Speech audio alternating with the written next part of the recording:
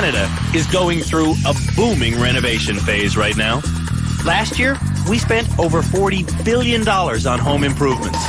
But too much of that work is being done by hobbyists who have no business swinging a hammer. Come on! It's time to learn from the mistakes of our country's most abysmal builders as they struggle not to be named Canada's worst handyman. Ta-da!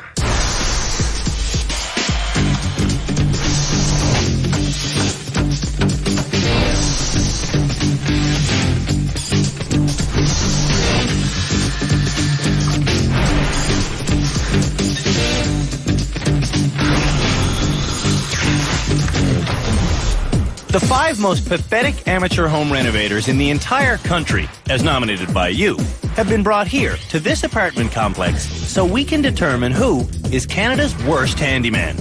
To make our decision, we're letting each of them renovate an entire 1-bedroom suite in just 12 days. This way, we'll get to know who is the worst at woodwork, glasswork, electrical work, and plumbing. Comes the bustage. I'm Andrew Younghusband, and I'm not a professional renovator. I don't recall duct tape being involved in the lesson. But I do know these tasks can turn a man into a maniac. Well, why don't you get off your ass and go do it? Which is why we have a psychologist on site. To have a glorious failure is some strange way it went too. This isn't going to be one of those nice and pretty home renovation shows where everything works out perfectly. Oh no. This is Canada's worst handyman. To find the most inept handyman between Newfoundland and BC, we put out a nationwide call for nominees. After sifting through the rubble, we were left with these 5 candidates, all desperate to avoid being nailed with the embarrassing title of Canada's worst handyman. Barry is a substitute teacher from Quadra Island, BC. His laid-back approach to power tools has his neighbor Scott worried about his safety. I don't believe I was born with handyman skills. Probably my DNA was twisted in a different way. Then there's Merle from Sucker Creek, Alberta. On top, I have a 32-inch opening. Down here, I have a 30-inch opening. This truck driver doesn't own a measuring tape, so he often ends up a little short. I'm not much of a measuring type of guy. Takes too long. Merle was nominated as Canada's worst handyman by his frustrated wife, Shelley. Jeannie's next. She bought an unfinished house in Victoria, BC, then realized she doesn't have the skills needed to fix it up. I'm bleeding, and I don't know how I got to bleed. The only female contender for Canada's worst handyman was put forward by her buddy Lawrence. The next nominee is Keith, a performance artist from downtown Toronto. He has ambition, but the only tool Keith knows how to use is a broom. When people are doing something like, you know, at their house or wherever, like I don't want to be the one always sweeping the floor. Keith was brought to us by his handy friend, David. And the final nominee for Canada's worst handyman is Daryl, who left the big city to live a more rustic life. That looks like Daryl's wife, Sarah, wants things done in their new house, but not by Daryl. Something's in my hand for a few minutes, and Sarah will come and take it away from me. For their own good, we've brought these broken renovators here to the Handyman Rehabilitation Center, a thoroughly dilapidated apartment complex. Over the course of 6 episodes, we will watch these people navigate their way through the knuckle-busting world of home improvement. So, you actually showed up. Very good. Seriously though, welcome to the Handyman Rehabilitation Center. You're going to be spending the next 12 days here turning some gutted apartments into some very nice, livable homes. We're going to drill basic information into their heads through repetition and constant explanation. Fixing an entire living space is no easy task. Luckily, Canada's worst handymen are tough people. Oh my God! To those of you who are nominated as Canada's worst handyman, I do just want to say, I know it took a lot of courage to show up here, and thank you. But I want to say that you represent a very large group of Canadians, people who have shopping carts full of home improvement ambition, but no skill. So, if things go horribly wrong for you while you're here, just remember there are home renovators from coast to coast who are with you. All right? So, want to see what you're up against? The nominees for Canada's worst handyman have such bad building habits, their safety is constantly at risk, and that concerns us more than anything. So, before anyone goes inside, we're handing out all new protective gear. In order to overcome their bad habits, these people have to break through a lot of barriers, including the front door to the rehab center. They're giving him a big hammer. Keith said he didn't want to be the guy sweeping up anymore, so I gave him the sledgehammer. But a good handyman could do more damage with a broom. Merle, the most impatient nominee, has seen enough.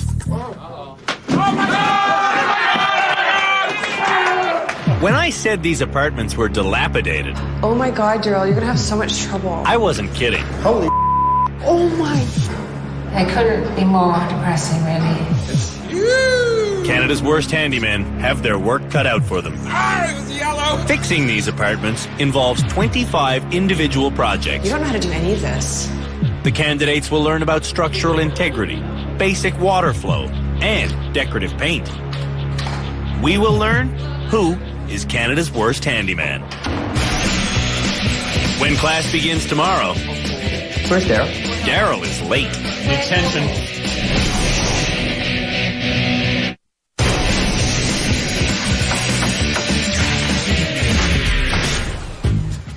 Welcome back to Canada's worst handyman.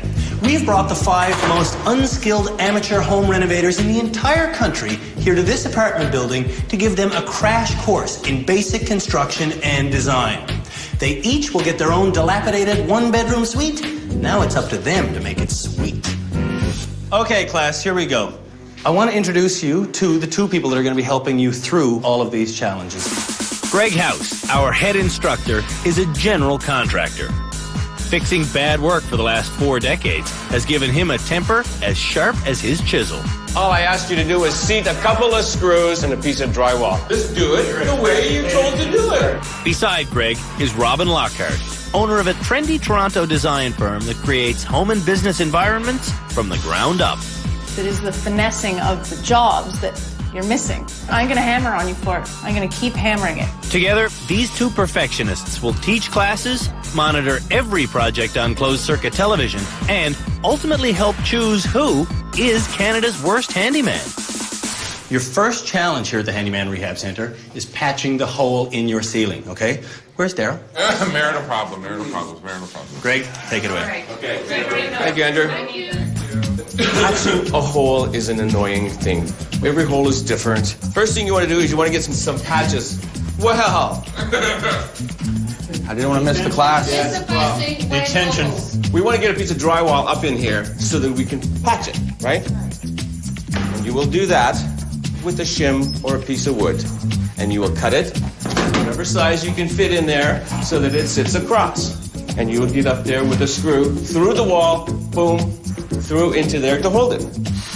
The reason Greg wants people to screw a length of wood to the inside of their hole is so the piece of drywall can then be screwed securely to that piece of wood. Once those 2 simple steps are done, a light coat of plaster ends this phase of the job. Sounds complicated your way. Greg's way is not complicated. It's correct. Remember now, Barry teaches elementary school. Well, I don't remember all the stuff he told us about because I wasn't listening. I don't know how this works. Daryl was late for class this morning because his wife, Sarah, was having trouble with her bad back. Now, Daryl's having as much trouble with gossip as he is with this ladder.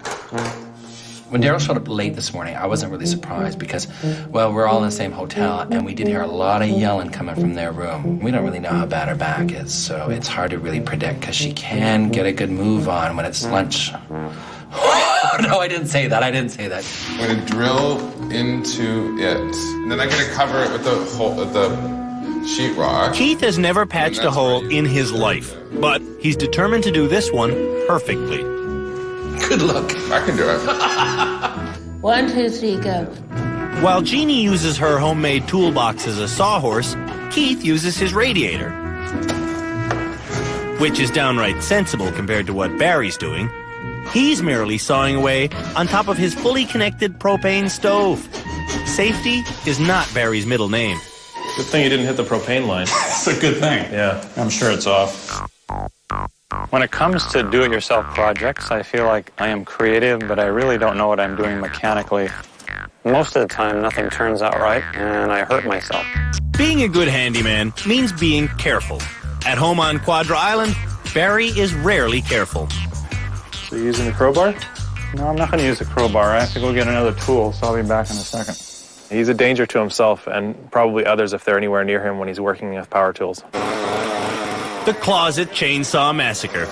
Sadly, this isn't even close to the most dangerous thing Barry's ever done to improve his home. Get a load of this electrifying story.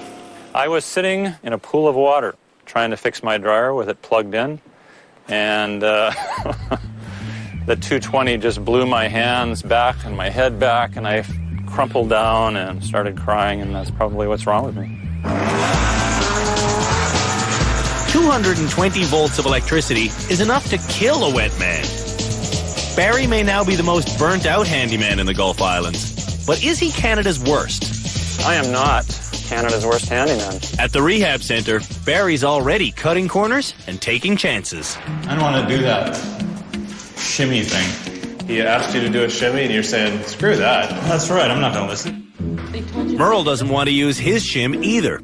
And he's refusing to use the new measuring tape we gave him. It's too complicated. He starts off by measuring the hole with his hand. Then he measures with his eyes. Then he shoves his entire piece of gyprock at it. When it's almost cut down to size, Merle decides to jam his piece of drywall in place. Merle's got a piece cut. Will it fit? Okay. Will it fit? At home in Sucker Creek, Merle has beaten many projects into submission. If you want something done, just do it. You don't need a plan. This step here, it took Merle 26 minutes to do it. I can't see a problem. It works. And if it works, you're happy. Or I'm happy. He's happy. Nobody else is happy.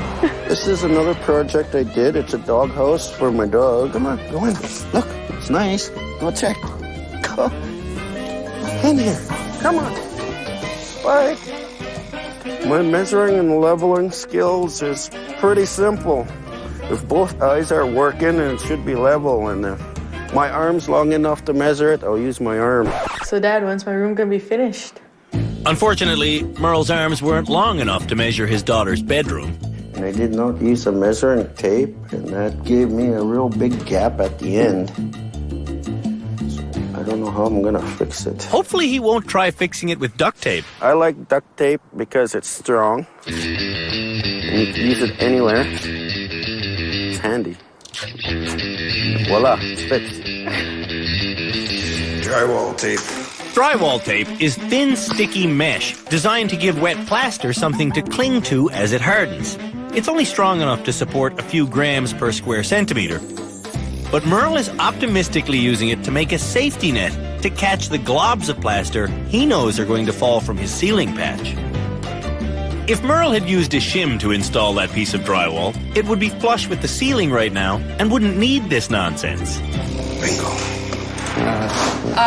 Can I make a suggestion? Can you put your safety goggles on, do you think? At his hole, Daryl is hearing more advice from his wife than he claims to have heard in the classroom. Jeannie, she just talked the whole time. I couldn't even hear half of it. So tell her to shut up. Jeannie just goes on and on and on. Just one question. Oh, you had to sand it first? Part of it over and part of it to the side, no problem. That's right, no. Don't you need a ladder?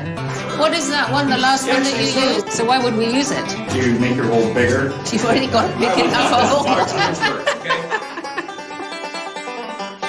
You may need to hand me some nails or something. Jeannie has 2 shims through her hole, and she's determined to hammer them in place instead of drilling them. These are screws.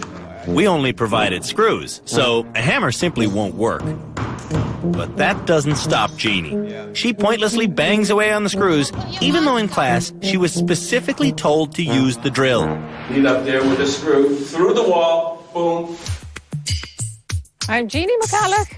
I live in Victoria and I've been nominated by my friend, Lawrence. Jeannie is indecisive and she bumbles her way through things. This is Jeannie's mostly finished home in Victoria. Today, she's installing new kitchen blinds. We have a manual. We have included in package 2 mounting brackets, which are not drawn correctly. Oh, gosh. Why did they make it so complicated? Jeannie measured her kitchen window and then had these blinds made to her exact specifications. It's too narrow. We can't take it back because this is custom made. I'm not Canada's worst handyman. I can achieve some stuff. I'm creative. Well, there's a hole here and I didn't know how to fix it, so I put this soap dish there and look how beautifully that fits. She needs help. It's like a puzzle. You have to make the pieces fit. But you're not, it's impossible to do that. Back at the rehab center, Keith has given up on perfection. Oh my God, you are useless. You are totally useless. And he almost gives up completely. Now it's... Merle thinks he can make plaster without reading the instructions. It looks like enough. He uses far too much water. Hey, that guy gave us a stick. And doesn't even realize. I'll use it so he doesn't get mad. Plaster should be the consistency of peanut butter. Merle's is more like gravy. Come on, stay on, buddy. Work with me. Merle's desperate concoction is too much for his safety net to bear.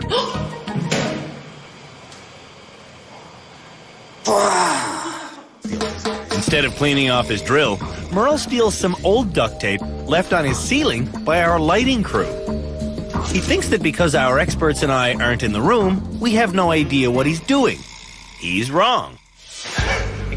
What do they think that they're hiding from us? There's 12 cameras on this shoot. Look, there's one now, for example, for God's sake. We know all this. Look, there's Chris. He's got a camera. Everybody's got a damn camera. With 12 cameras constantly rolling, our experts get to watch every bad move their students make. And when the experts see something totally egregious, I'm sent in to investigate. So, Merle, how's it going? We just got caught. I think he just caught me. How's it going, man? So far, no good. But I found some help, so... When we come back, Daryl and Sarah hit a rough patch. If you make me bend down one more time, I'm gonna freak out.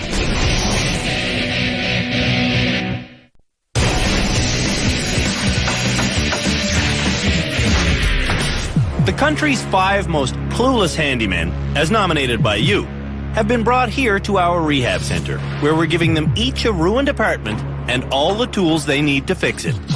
Their first job is to patch a hole in the ceiling. All this job needs is a wooden shim, 3 screws, a piece of drywall, and a smear of plaster. But so far, the candidates for Canada's worst handyman are making the problem larger than it really is. Making the hole bigger. I know I am. We're providing expert guidance, but they've got their own ideas. It's easier to trim this than that. No. So what's going to hold that up there, Barry? Scott's you're going to hold it up? You're the pillar for there. 20 minutes. I'll just stand there. Barry, for whatever reason, decided not to listen at all to the professional. He had no idea how to do anything. Shut up and stand. I know. Daryl didn't listen either. Now, he's trying to hammer in screws. Why do you always hammer screws?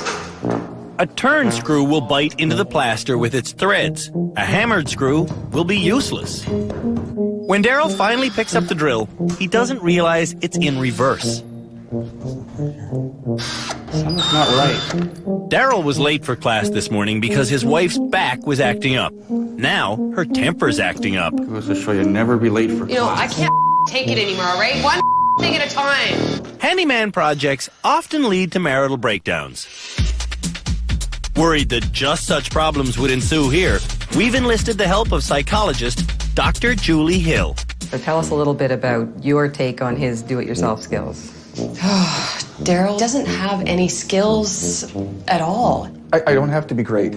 I would just like to be capable. I'd like to be able to, do a little bit more than change a light bulb. If you asked Daryl, he'd probably say that I'm explosive. If you make me bend down one more time, I'm gonna freak out. I don't think that's a bad thing. Even though she'd be negative maybe or vocal. Holy I'm so sick of this. His father's very handy, and his uncle's very handy. Even I'm handier than Daryl. How's the mix coming? Not so good. Not so good? Don't worry about it. And the 3 of us tease him. And why do you do that? Oh, well, it's fun. For who? Well, I think he thinks it's fun. You need to, relax. Yeah. To start a happier, more hands-on life, Daryl and Sarah recently moved from downtown Toronto to Warkworth, Ontario, where being handy is a way of life. In the city, we didn't have to really worry about Daryl doing anything because we could just call someone. It took a while to buy some tools and give up the phone. All the tools, see, I don't know any of these tools are in here. He went out and he bought himself an outfit. He thought that looking the part would make him better. If you look the part, you can become the part. I'm going to attempt to hang these mirrors and these 2 wall sconces. Home renovation is more than a struggle for Daryl. Oh, are you hanging the mirrors? It's a fight. You're gonna kill me in my sleep, honest to God. You know, there's always a winner in the fight, and it's always me, because I am right. I read the instructions, I'm right. If you only read instructions once in your life, please let it be now. Well, these are very hard instructions to read. They're pictures. I try to avoid, at all costs, doing any project in front of Sarah because it just leads to a fight. Don't be an idiot. For Daryl to not win Canada's Worst Handyman, I think everyone else would have to pull out. So what do you think? I think it looks stupid. I'm just wondering what you think now. There's no doctor-patient confidentiality in this office. When Daryl and Sarah leave, I get the clinical evaluation. I see a man who is having a self-esteem crisis right now. He is very vulnerable and he's very fragile right now. He came here expecting to fail. He's almost planning on failing because he's so raw right now. Okay. I just don't know if that's right. Sarah's not Daryl's only nagging problem. He never did get a shim screwed into his hole, so now his ceiling patch is levitating high above where it should be. Maybe if he waves a magic wand. Merle's duct tape isn't working either. But I don't recall duct tape being involved in the lesson. Yeah, well, if I could hide it. Odds are better about 0, but ever plastered over duct tape before? Not this big. Not that big, but smaller. Smaller. Seems to work. Watching from the control room, our experts are speechless. In Jeannie's room, she's removing her shims because she can't get them drilled into place. And in Keith's room, the drill and shims are also being left out. Okay, let's get that polyfill out. Yeah, but don't you gotta screw it on or something? I'm not going to. No? Okay. The last time Keith needed to use plaster in his apartment, he used toothpaste. The sparkly kind. I use toothpaste here because somebody once told me that if you make a mistake, you just fill it in with toothpaste. I just use the wrong toothpaste, that's all. And I don't know what tools are. Like, if somebody gave me a tool, I don't know what these things do. These are horizontal blinds, and I've never taken them up or down, like any of them, because I don't know how to do it. When I encounter something that needs to be fixed in my apartment, I usually ask my friend David. There you go. And when he's doing them, you're trying to explain what needs to be done. He looks at you like when you talk to a dog and they sort of angle their head a little bit, and you think it understands what you're saying, and it's paying attention, but it's just no. I can hear you, but I don't listen. I'm not even listening now. At the rehab center, Barry is using Scott to hold his patch in place. Our expert Greg is not impressed. How come I don't see any screws up there holding it? Oh, I couldn't remember what you said. Really? In a final show of defiance, Barry uses his shim to prop up the drywall patch. Done. Get out of here. Good luck. I know I impressed that guy. Cool and calm. Jeannie has managed to wedge her patch into place. Now, she's covering it with enough plaster to do the job 10 times over. But whoops. No, wait a minute. Why is that always showing up like that? And when I sand it, it's going to get worse. To get his plaster smoothed on, Keith uses 214 strokes of the palette. Enough already. Seems to be working. Merle doesn't like it when I point out the limitations of duct tape. I'll stop. With the first phase of this plastering project done, the new neighbors sniff around each other's holes to see who amongst them is the best and who is Canada's worst handyman. Oh, did you get duct tape in your box? No, I stole it. Merle, what did you do to the drill, Merle? $200 drill. What did you do to that? Must have dropped some drywall. You must have dropped some drywall. Look out below. I got him. Canada's worst handyman are moving up the ladder to shingles. You got me confused. No, that's backwards.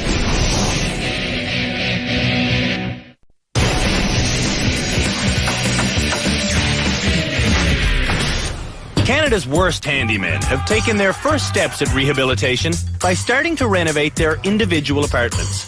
Now, it's time to see how they work as a team. They're heading out back to the tool shed, where they will be shingling the roof. We've provided all the materials and supplies needed, and the instructions are printed right on the shingle packages. Should be simple.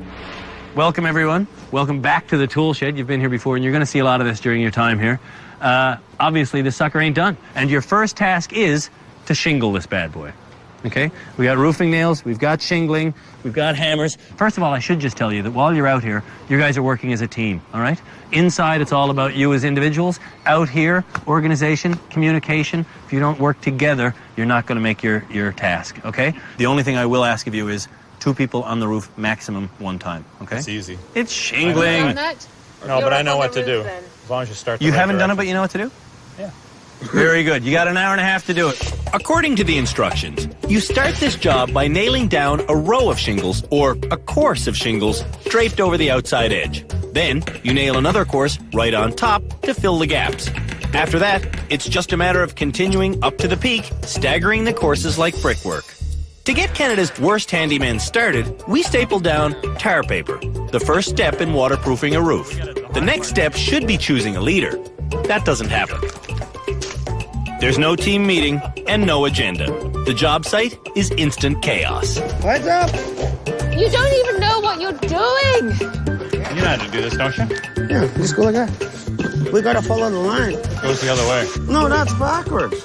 I don't think so.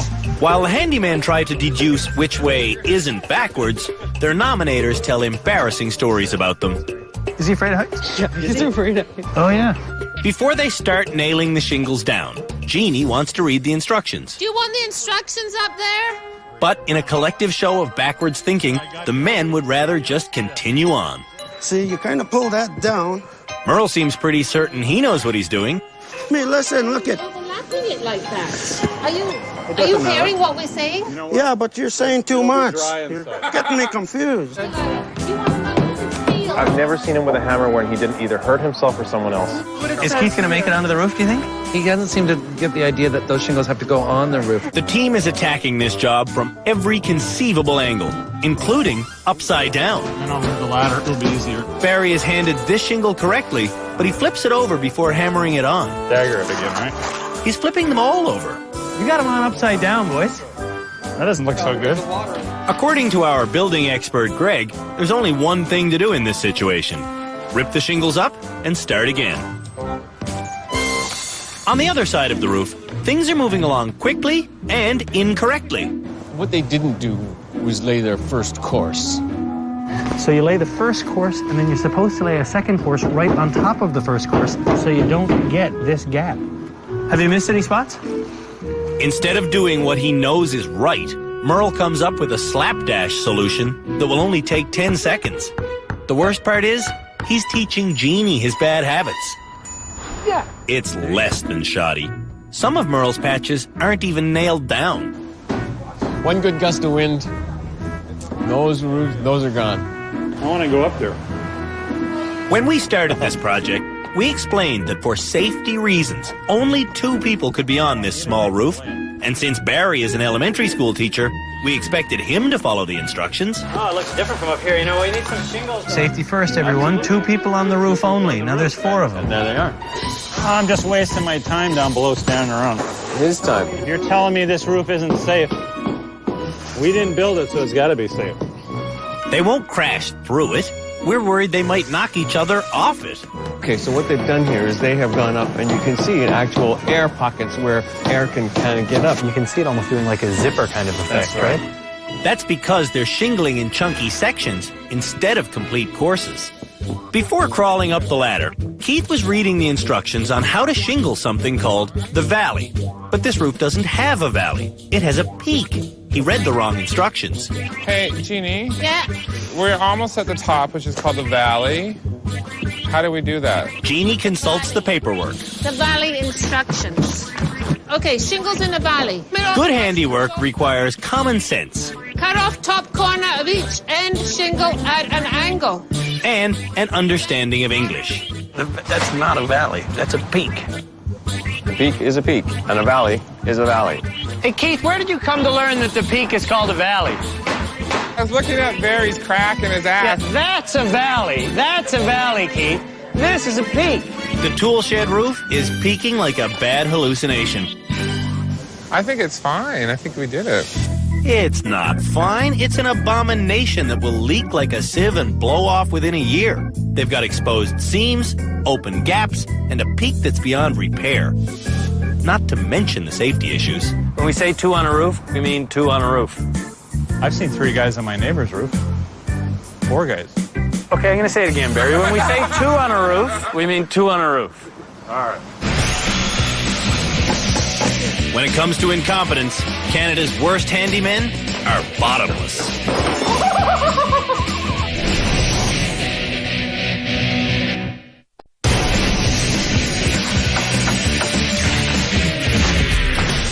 The candidates for Canada's worst handyman aren't the sharpest tools in the box. You can tell by how cavalierly they treat their own tools at home. Merle stores his in a cardboard box. Jeannie uses plastic filing cabinets, and Keith's container is the suitcase from an old Fisher-Price record player. That's no good. So, before coming to the Handyman Rehab Center, we had Canada's worst handymen make a brand new toolbox based on this simple diagram. My gosh, there's not even any instructions. When professional Greg House sees the drawing, he immediately knows what he has to do. Cut a bottom, 2 equal ends, and 2 equal sides. Then, pop in a handle, screw it together, and he's done. There it is. Simple, sturdy. So look at it again. Here. I know. It's like a box with a handle in the middle. So next I'm going to try to figure out the measurements. There's an old carpenter's adage that goes, measure twice, cut once. Merle doesn't subscribe to that school of thought. He prefers to measure never and cut often. That looks good. I think I'm going to use my saw. Which saw? The bad one.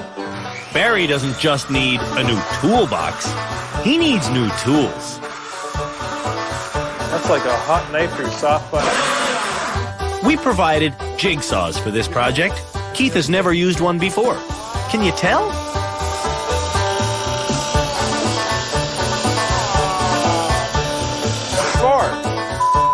Merle should be using his jigsaw to cut out the toolbox handle, but he doesn't have time for that. Okay, see?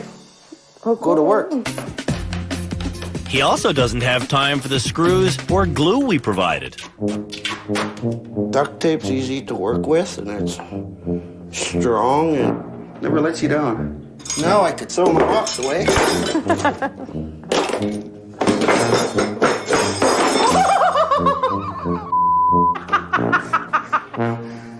Daryl's still hammering his wood screws. To cut out the handle with a jigsaw, first you need to drill a hole so the saw blade has a place to start. Barry does this, but he can't get his saw blade through the hole, which is better than Jeannie. She's hoping the blade will magically punch its way through the plywood. When we first saw the plans for the toolbox, I actually thought for just a moment that you could actually put together a box. Home handiwork is popular because Canadians are a proud people. Voila, duct tape. We like to show off our fine craftsmanship. It's not like the greatest, but I mean, with some sanding down. Our attention to detail. And our ability to make something beautiful, yet functional.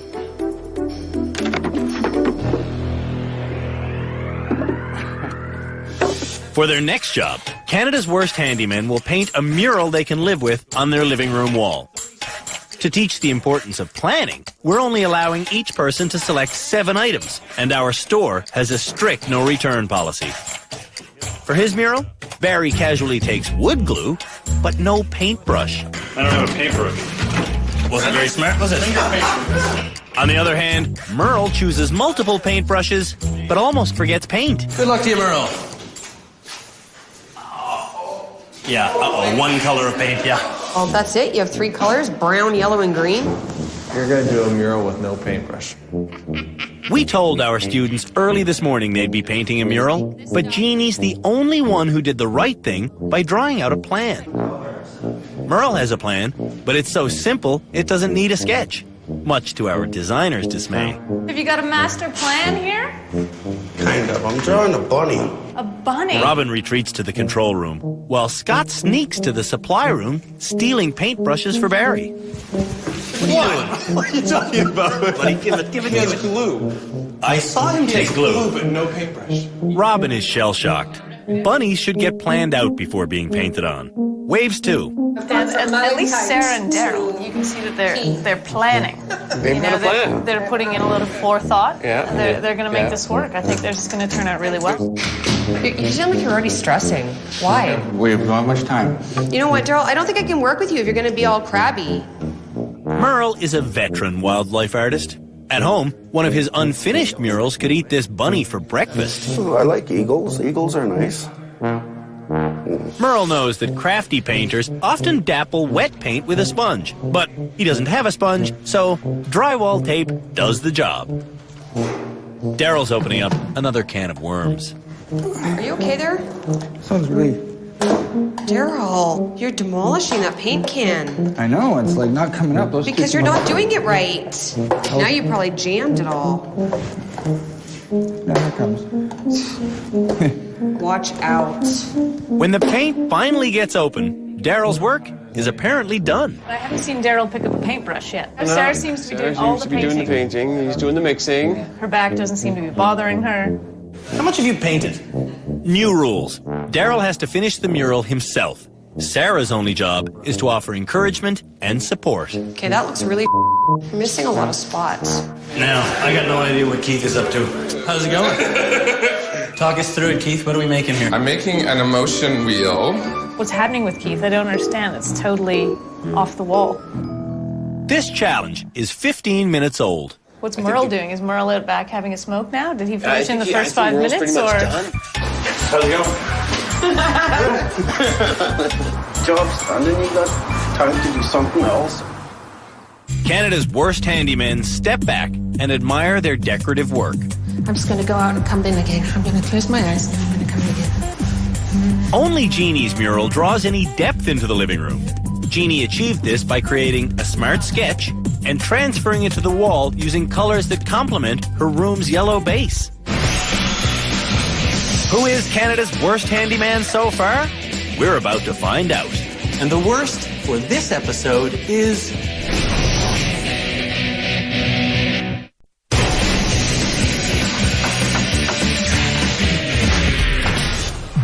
Canada's 5 worst home renovators have each patched a hole, painted a mural, and helped shingle a roof here at the Handyman Rehabilitation Center. Now it's time for each of them to face their judgment from the experts. At the end of every show, our professionals will assess the students' work and choose who is the most improved and who is the worst. For this episode, we're bringing the psychologist along, just in case. We start with Merle. After blasting his way through the front door, Merle got straight to work without a measuring tape, without a plan, and without realizing the plaster won't stick to duct tape. Now you're going to have to sand that, right? All that duct tape's going to come off, and that piece of drywall is going to fall out because there's nothing holding it. His mural went well, but it's ruffling some feathers. Oh my God. I hope he doesn't do that in his house. Plus, this is supposed to be in your living room. Who puts a Playboy bunny in their living room? I'm the handyman, and that's my apartment, and I'll make it the way I want. On to Keith. I think today I handled everything really well. To put up his piece of drywall, Keith used his plaster as if it were glue. But eventually this all has to be sanded away, taking away your structure, which is really holding it up. And his so-called emotional wheel only puts fear into the heart of our designer. I think if I walked in and saw this, I would probably curl up in the fetal position and have myself a little cry. Oh, I can only go up from here. I can't possibly go any lower. Next, we go to the purple room, where Daryl has been working under fairly stressful conditions. Why do you keep wearing that shirt? I do appreciate that it's tidy compared to everything else that we've seen. At least I find this the most workable. Perhaps Daryl's problem isn't his ability, it's his support team. I mean, I'm just mortified today. I think she's going to derive real pleasure by seeing me fail, actually. Jeannie's next. She likes instructions, but not enough to follow them. On the plastering project, she didn't screw a shim into the ceiling like Greg told her to. You have screwed this. No one did, and it's starting to drive him crazy. It got screwed. Yeah. What do you mean, yeah? So what you're telling me is this is not screwed. They are out to get me. Big time. Barry's next. Sounds complicated your way. I just had trouble listening, so I just did my own thing. Our psychologist thinks Barry intentionally did a substandard mural so he wouldn't have to try. Our designer thinks he's just careless. Barry, I'm a little concerned that we're doing the painting exercise and yet you forgot to pick up a paintbrush. But what really annoys our building expert, Greg, isn't Barry's finger painting, it's his disregard for overhead safety issues.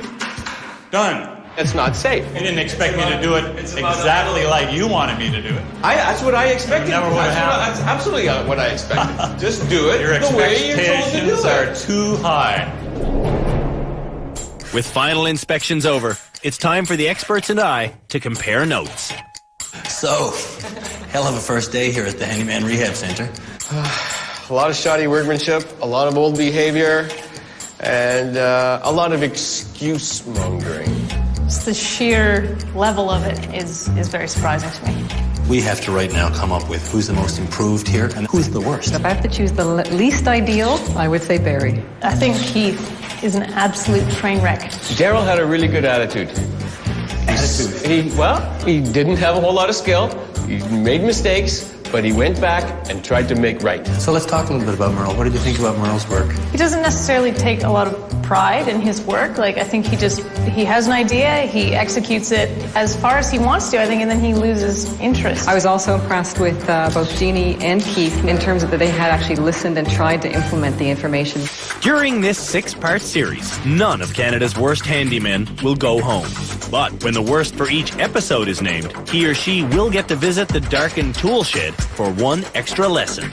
So, we've come to the end of our first episode here at the Handyman Rehabilitation Center, and it's become pretty clear that all of you have one big problem as renovators, and that is that you people don't listen. That's the big issue here. Daryl, when we say show up for class at 9 a.m., please, be here at 9 a.m., all right? Merle, when a pro contractor tells you duct tape doesn't really have a role in a plastering project, you don't want to rip used duct tape off the ceiling, and it's just not going to fly. And Jeannie, listen, you know, if I say please, shh, be quiet. It's not your cue to keep on. Shh, listen, okay? So at the end of every episode here, we're going to name the most improved for this particular episode, and we're going to name the worst for this particular episode. The most improved for each episode will get 2 things. This handy-dandy tool belt for one show, and with that comes a little bit of political clout, okay? Whoever wears this will actually get to be the foreman of the yard work team. We saw you guys out there today without a foreman. Not pretty. So we decide you need a leader. And the most improved for this week is Daryl. Congratulations. Very good. Very good. And now for the bad news. Someone is the worst for this episode. The worst also gets 2 things. Public humiliation and an extra lesson. And the worst for this episode is... Barry. Barry didn't follow instructions on the plastering job. He shingled upside down. That doesn't look so good. And he finger painted like a 4-year-old. He needs to start listening. To find out that Barry was sort of, you know, the loser of the losers, well, you know, that's no surprise. I deserved it. I did a lot of stupid things. Looking good, Bear. You got that hammer. I don't know. Oh, you're going to have this hammer in 1 sec because, my friend, you're about to hang your head in shame. How's that? Looks good to me. Come on, let's go in for your final lesson. All right. And this lesson, Barry, is a lesson in straightforward listening, okay? All right. Listen to me now. I'm listening. Cut a board 21 7/8 of an inch long. So this is crooked on this end. You want me to measure? How do you measure something straight from that? Okay, remember this. What did I say? I said you listen to me, and I said cut a board 21 7/8 of an inch long. Okay, listen to me, Barry. Cut a board, Barry. A board? A board, yes. This is an exercise in listening. Listen. Oh, one of those. Yes, a board, Barry. 27 and what? 21 7/8. Listen.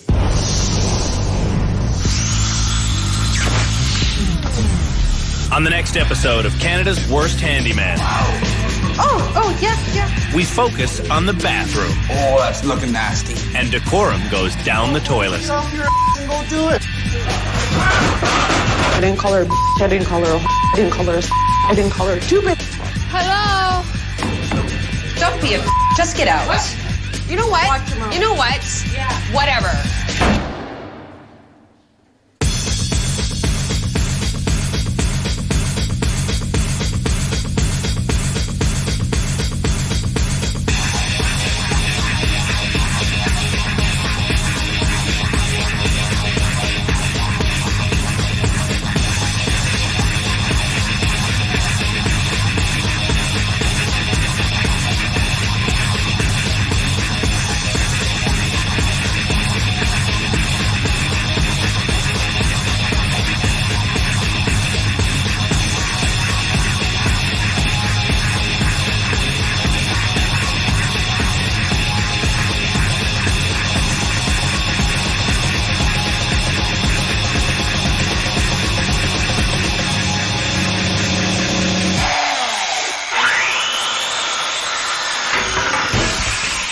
Oh,